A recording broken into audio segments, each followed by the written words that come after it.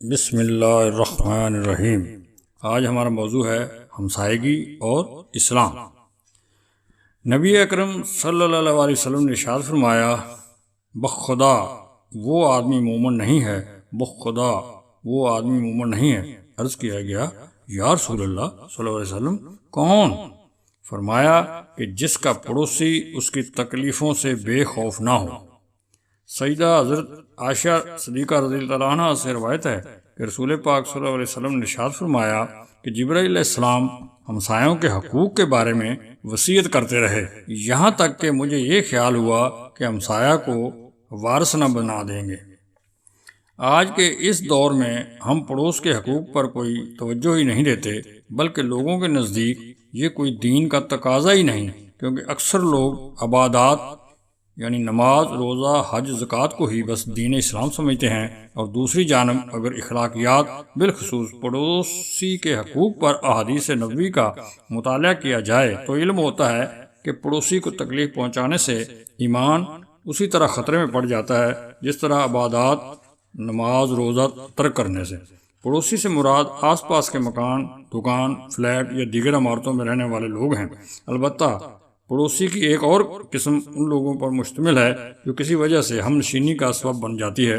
اگر ہم سورہ نساء کو سامنے رکھیں تو صورتحال کچھ یوں بن جاتی ہے کہ ہم نشین یا پہلو کا ساتھی، یعنی جس کے ساتھ دن رات کا اٹھنا بیٹھنا ہو، اس اصطلاح کے مطابق ایک گھر یا عمارت میں رہنے والے مختلف لوگ، دفتر، فیکٹری یا کسی ادارے میں، اسکول و کالج میں پڑھنے والے طلباء، دوست اور دیگر ملنے جلنے والے لوگ شامل ہیں۔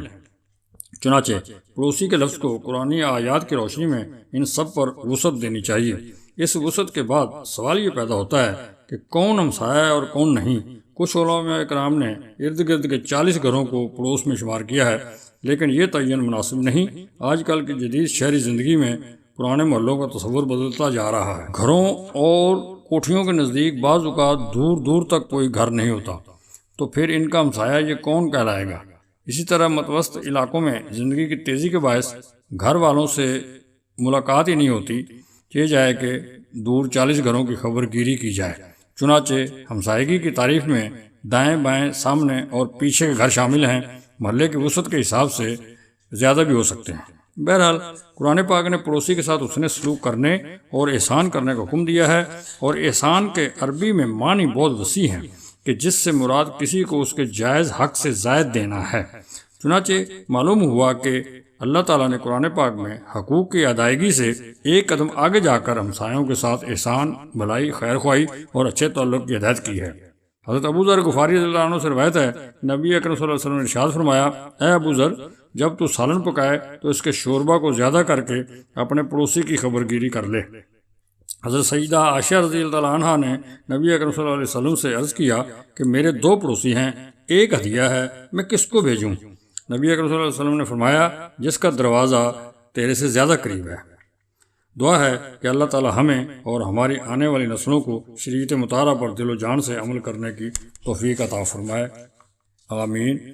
جزاک اللہ، فی امان اللہ، السلام علیکم ورحمۃ اللہ وبرکاتہ۔